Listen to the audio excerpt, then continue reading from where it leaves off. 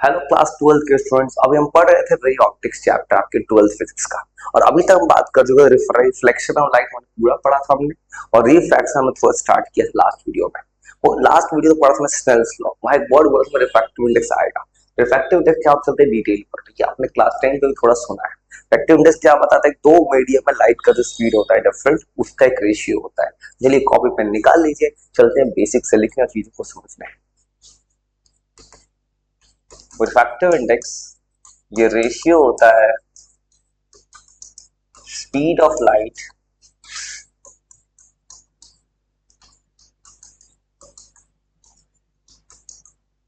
Vacuum और किसी भी मीडियम में।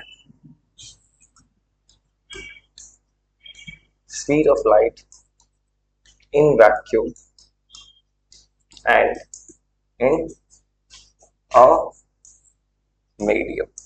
मतलब किसी भी वैक्यूम में लाइट का क्या स्पीड और किसी मीडियम में कितना उसका रेशियो होता है। भाई इसको डिनोट करता है, दो तरह डिनोट करता है वो। कुछ लोग म्यू से डिनोट करता है, कुछ लोग एन से करता है। दोनों से ही एनसीईआरटी एन से किया है, कुछ किताबों में म्यू से भी किया है। एनसीईआरटी के लिए हम जो है इसको एन वाला ही सिंबल यूज करते हैं। चलिए, तो N is equal to C by V. और सी क्या होता है? 3 × 10⁻⁸ मीटर पर सेकंड। ये पहले भी आया है। ये होता है speed of light in vacuum. और जब वो बोर्ड के एग्जाम आए, ये लोग एकदम सजा सजा के लिखिए, क्योंकि आपको प्रेजेंटेशन स्किल का फायदा हो। जो वी, वी क्या है? किसी भी मीडियम में लाइट का speed, speed of light in a medium.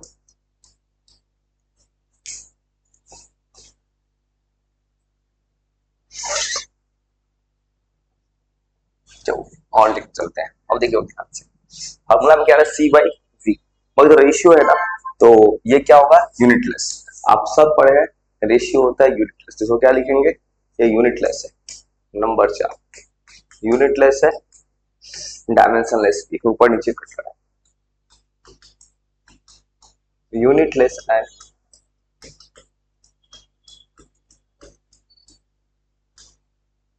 Dimensionless quantity. और सोचिए बाबू, बोलेंगे कि इनवर्सली प्रोपोर्शनल होता है स्पीड के। मतलब जिस मीडियम में स्पीड ज्यादा, आप जस्ट पढ़े कौन सा मीडियम? Rare medium. तो रेयर मीडियम का स्पीड ज्यादा होता है, इफेक्टिव इंडेक्स कम होता है। याद रखिएगा, फॉर रेयर मीडियम एंड जो होता है मिनिमम होता है, इफेक्टिव इंडेक्स मिनिमम होता है। और डेंसर मीडियम लाइट स्लो चलता है, इफेक्टिव इंडेक्स ज्यादा हो जाता है। जब उल्टा कहानी है।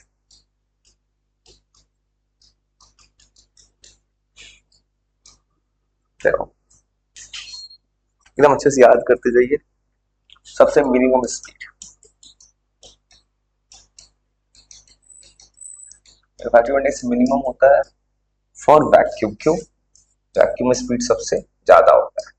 याद रखिएगा, इफेक्टिव इंडेक्स वैक्यूम का जो होता है, जो होता है 1। वैक्यूम में स्पीड सबसे कम होता है लाइट का। चलिए,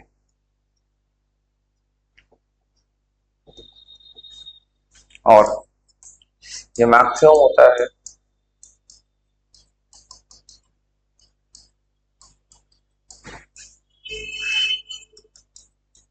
फॉर डायमंड। और डायमंड के लिए एन होता है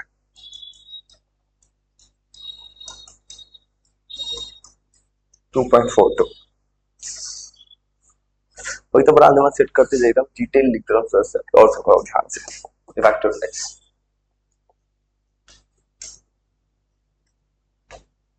ये इनवर्सली प्रोपोर्शनल होता है स्पीड के। तो क्या लिखेंगे?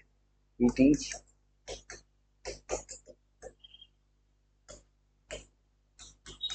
Inversely proportional to speed. मतलब v के इनवर्सली प्रोपोर्शनल होता है and inversely proportional to v। Number 10, जो वाटर का क्या होता है? याद रखिएगा 4/3 होता है। ग्लास का 1.5 था। रिफ्रैक्टिव इंडेक्स मतलब रिफ्रैक्टिव इंडेक्स एक पैरामीटर है जो बताता है किसी भी सवाल में रिफ्रैक्टिव इंडेक्स को अप्लाई कैसे करेंगे। चलो रिफ्रैक्टिव इंडेक्स जितना ज्यादा लाइट का स्पीड इतना स्लो, वही तो आराम से लिख लीजिए सारा चीज। चलिए आपको एक और चीज बता, लास्ट क्लास में बताया था आपको मैं, लाइट रेयर टू डेंसर जाता है तो क्या लिखते हैं, बेंड्स टुवर्ड्स द नॉर्मल। अगर डेंसर टू रेयर जाएगा तो क्या लिखेंगे, बेंड्स अवे फ्रॉम नॉर्मल। जवाब अब लिखते हैं when light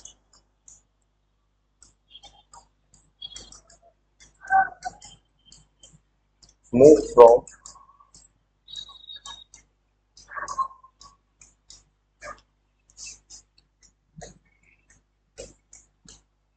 denser to rare medium, लिखते हैं it bends away from normal.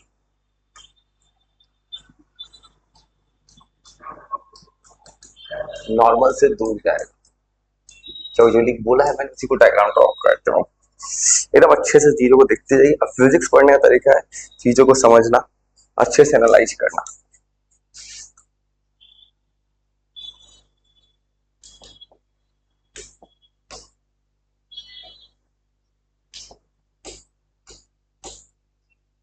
चलिए एकदम आराम से देख लीजिए, और जहां से लाइट आ रहा है, चलिए अभी लाइट जा रहा है डेंसर टू रेयर, क्या होगा, बेंड्स अवे फ्रॉम नॉर्मल। तो ये ऐसा हो गया, नॉर्मल से दूर जा रहा है। चलिए वो ऐसा हो रहा है, मतलब हम जो डायग्राम बना रहे हैं उस डायग्राम के हिसाब से कुछ ऐसा हो रहा है। ये है एंगल आई, ये एंगल आर, और लाइट वो एरो बहुत काम का चीज होता है। तो यहाँ क्या दिख रहा है, ये है डेंसर मीडियम, जहां वो बनता है रेयर मीडियम वहां का एंगल और बड़ा होता है।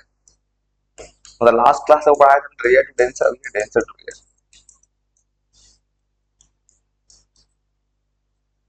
चलिए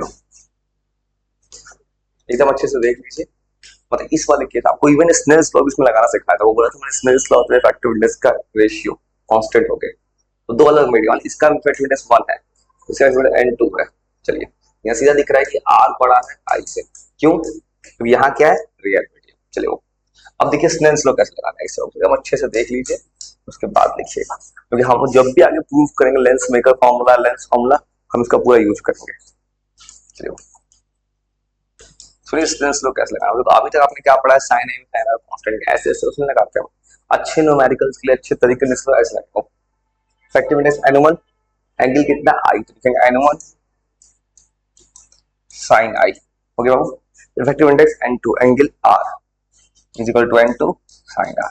ये होता है बाबू स्नेल्स लॉ का सही तरीका। इसी को लिखते हैं साइन आई में sine R constant, effective index होता है। कैसे लगाना है स्नेल्स लॉ, जब भी स्नेल्स लॉ एक बार रे डायग्राम बनाइए, effective index n1 into sin i is equal to n2 into sin r। और यहाँ से रिफ्रैक्टिव इंडेक्स को टॉपिक को कवर कर लिया। होपफुली आप चीजों को समझ पाएंगे। जब भी मौका रिवाइज जरूर कीजिए, फिर आगे बात करेंगे कुछ प्रैक्टिकल लेंसेज के बारे में। Bye bye.